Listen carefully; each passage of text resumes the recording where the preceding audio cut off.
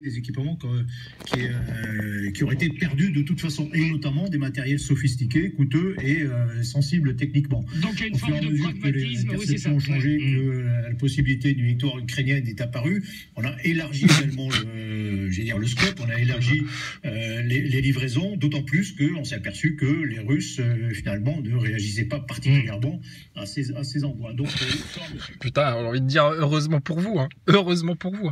Alors ils étaient en train de discuter des armes qu'ils vont envoyer aux Ukrainiens, etc. Alors le journaliste, tu sais, il dit donc ça va être des armes plutôt offensives plutôt que des armes défensives.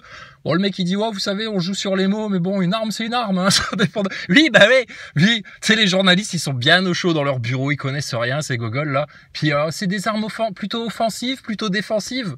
Mais il est con ou quoi lui? Si je te mets un flingue dans les mains, si tu t'en sers pour te défendre, c'est pour te défendre. Mais si tu t'en sers pour attaquer quelqu'un, c'est pour attaquer quelqu'un. Mais le résultat, c'est le même. C'est tu lui tires une balle, tu le tues.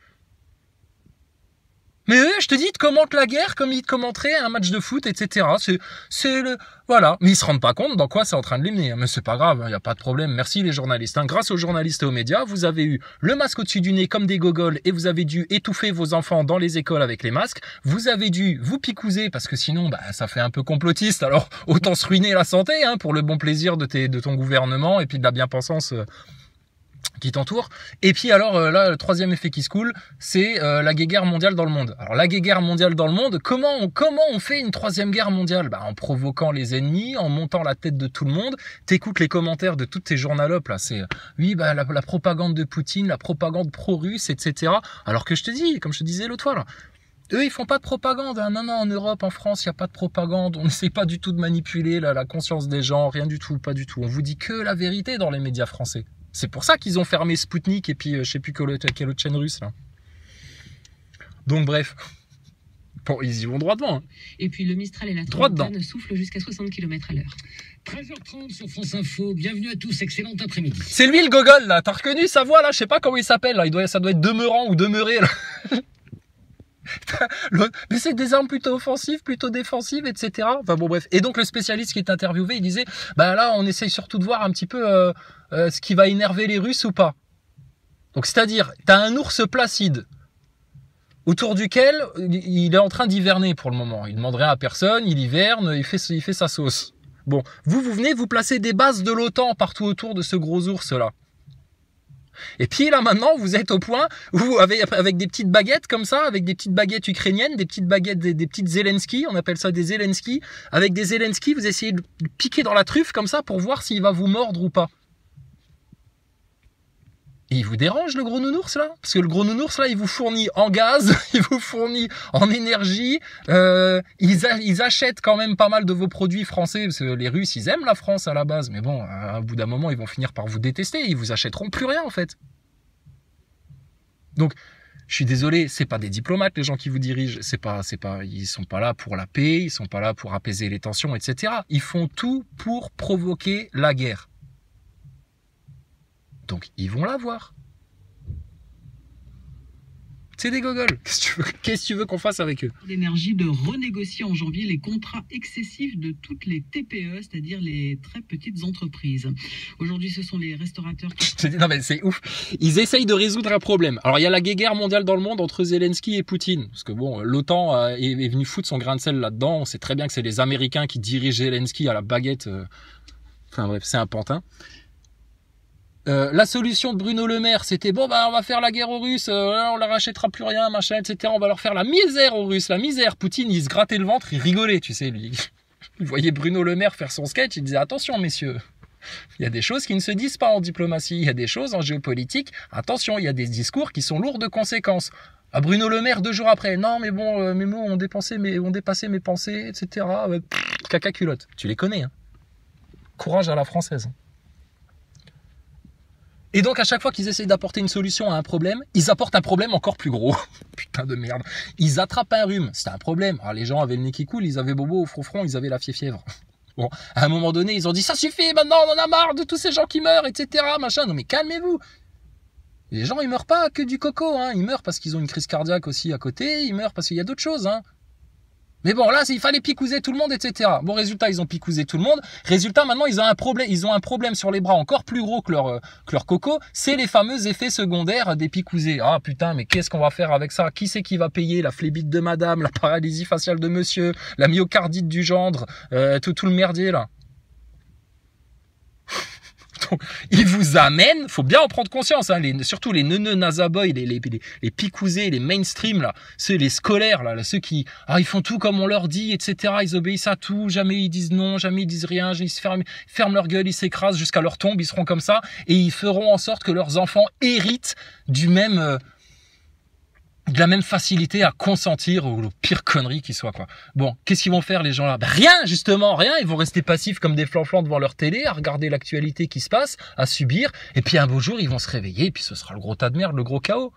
Puis là, ils pleureront, ils diront, mais pourquoi ils nous font ça? Machin, ils comprennent rien.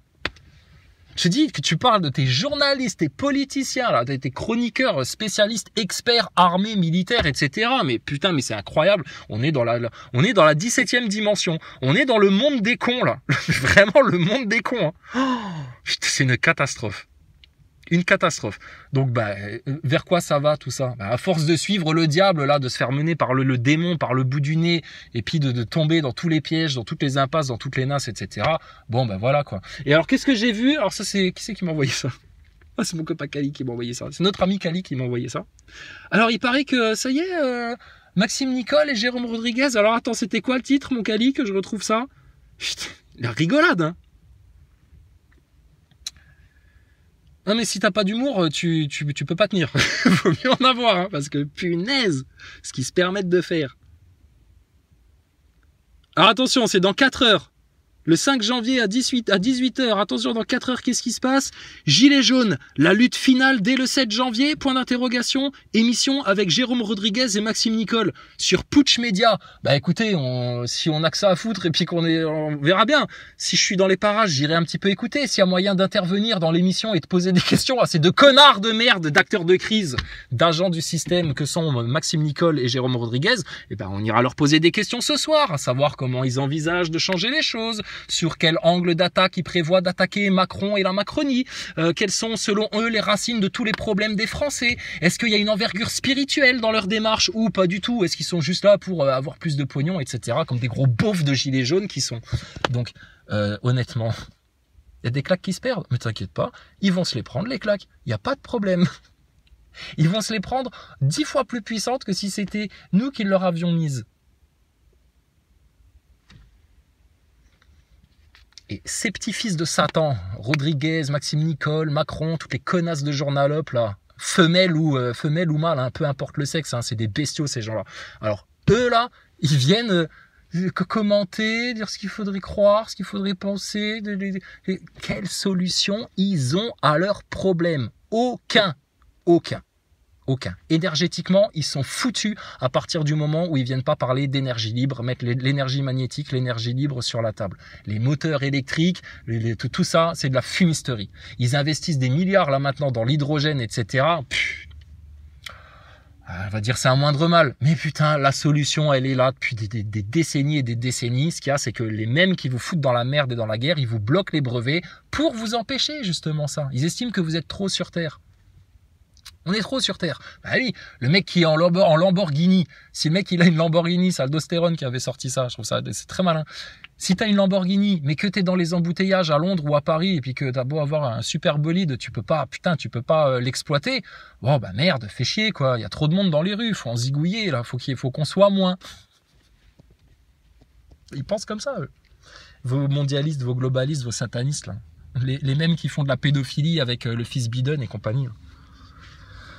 Voilà, une race de putains, une race de démons, une race de serpents, une race de chiens de la casse, une race de maudits, une race de condamnés, une race de nazaboy, une race de PN, voués à l'enfer, qui, sachant qu'ils vont aller en enfer, tu vois, c'est la stratégie du PN, sachant qu'il va finir sa gueule dans un tas de merde, ils font tout pour tirer les autres avec eux dans le gouffre. C'est la stratégie du diable. Quand on vous dit les PN, notamment, c'est vraiment des fils du diable, ces gens-là, c'est qu'ils ont les mêmes stratégies que le diable. Ils cherchent à te détruire, à te manipuler, à te mentir, à te faire croire que c'est toi le méchant, etc. Enfin bon bref, tu connais la stratégie. Et puis surtout au final, c'est que eux ils savent qu'ils sont en train de sombrer là dans une spirale infernale, dans un gouffre, et ils font tout pour te tirer avec.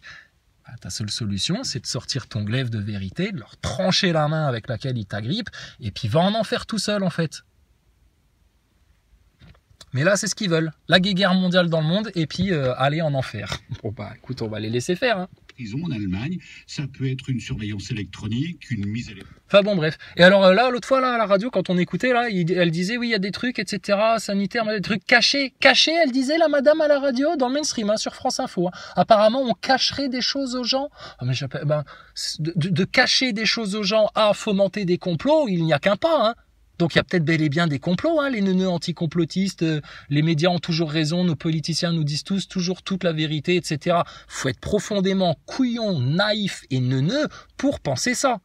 C'est grave, c'est irresponsable de penser comme ça, que des gens du peuple se disent oui mais bon, ils vont bien trouver une solution, les gens qui nous dirigent, ils savent quand même ce qu'ils font, pourquoi ils nous détruiraient, pourquoi ils chercheraient à nous malmener comme ça, pourquoi ils voudraient nous maltraiter, etc. Je te dis, la même chose qu'une victime de PN. Mais pourquoi ils m'auraient fait ça, mais pourquoi, etc. Cherche pas, parce que c'est des démons, ils réfléchissent pas comme toi, ils sont pas dans le même système de pensée, ils sont pas dans la même conscience, ils sont, voilà, d'accord ? Il y a les serviteurs de la lumière, les serviteurs du bien sur Terre, tu vois, il y a plein de braves gens, plein de bons cœurs, plein de bons esprits, et puis t'as les autres, ils sont carrément possédés, les pauvres. Possédés. Et ça te commente la guerre sur un air de commentateurs de matchs de foot, et puis le jour où ils vont avoir la gueule dedans, ils viendront se plaindre, hein, comme d'habitude. C'est vraiment des victimes, c'est des lâches et des victimes. Bon, plus de respect, plus rien du tout, que du mépris pour ces gens-là. Voilà. Puis après, ils viendront pleurer que leurs enfants, ils vivent dans un monde déshumanisé, transhumanisé, dans le chaos, etc., qu'il n'y a rien qui va, que c'est de plus en plus le bordel, et ça n'ira pas en s'arrangeant, puisque la solution pour sortir de tout ça, nous, on l'a envisagé il y a 4-5 ans, là, quand on a commencé ces histoires de gilets jaunes. Et tu vois bien, il n'y en aura pas d'autres. Et c'est ce qu'on disait dès le départ. On a dit, cherchez pas. C'est ça votre solution. Et si vous appliquez autre chose, vous allez perdre du temps et vous faire souffrir pour rien. Et vous irez pas aux racines de votre mal pour vous en dégager.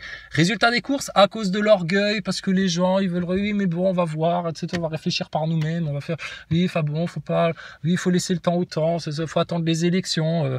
C'est dans les urnes que ça va se jouer. On va dégager Macron, blablabla, blablabla. Une bonne guerre, c'est ce qui ferait du bien au peuple, ça remettrait les idées en place, etc. Oui, toutes les grandes gueules, les Pérou et compagnie, voilà dans quoi ils vous amènent.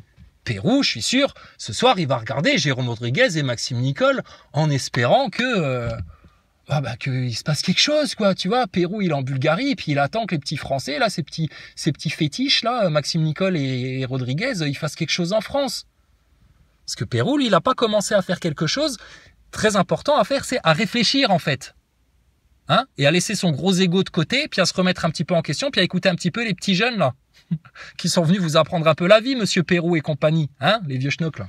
Bon, bref, vous nous cassez les couilles, vous êtes tous des gogoles, vous la voulez, votre guerre, vous allez la voir. Nous, la seule chose qu'on veut, c'est l'amour de notre Seigneur, la paix des enfants, la sérénité, que le Christ résonne en nous et nous illumine de l'intérieur, d'accord ? Et puis tant pis si ça fait des jaloux, tant pis si ça fait des haineux, etc. qui veulent nous détruire, ils seront détruits avant nous, ces gens-là. Maintenant, vous avez fait les malins, vous vouliez pas entendre les vérités, vous compreniez pas qu'il fallait passer par certaines failles, comme la station spatiale, comme les 4 racines du mal, comme tout ce bordel-là. Allez vous masturber l'ego, d'accord ? Allez vous masturber l'ego, l'orgueil, hein ? Les nazaboys, les complotistes à moitié, les tièdes, etc. Et puis voilà, ça va venir vite là maintenant. Et puis faudra pas pleurer, c'est tout, d'accord ? Allez, à la revoyure. Et lorsqu'il n'y a pas suffisamment de froid, la floraison qui se produit au printemps peut se faire de façon très anarchique. Et ça peut causer des dégâts. Alors là maintenant de quoi il parle ? Alors il parle de ces arbres qui bourgeonnent au mois de janvier, alors qu'ils devraient bourgeonner en avril, enfin de tout est déréglé, etc. Enfin bon, ils comprennent pas, que c'est bizarre, qu'est-ce qui se passe ? C'est bizarre. Bon, regarde, les gens qui vivent en ville, t'en as plein, ils vont vivre à la campagne parce qu'ils disent en fait le fait de vivre loin de la nature, de pas être un minimum en contact avec la nature, ça rend les gens pas bien, malheureux, dépressifs, enfin ils sont pas bien. Retour à la nature indispensable pour l'être humain, sinon il va périr. Mais en fait, ce qu'ils font, c'est que même pour un citadin qui vit dans du béton, il reste un ordre naturel. Tu vois, on va pas partir des bases, l'homme, la femme, pour faire des enfants, fonder une famille, tu vois, truc de base. Et ben même ça, il le dénature. C'est-à-dire, mais qui a autant la haine, autant d'envie de détruire l'ordre naturel? Qui a été établi par qui, l'ordre naturel? Qu'est-ce qui fait que depuis la nuit des temps, tu as des saisons, depuis la nuit des temps, tu as des arbres qui bourgeonnent, depuis la nuit des temps, il faut un mâle pour fertiliser une femelle chez tout le règne du vivant, et puis ça fonctionne très bien comme ça. C'est Dieu.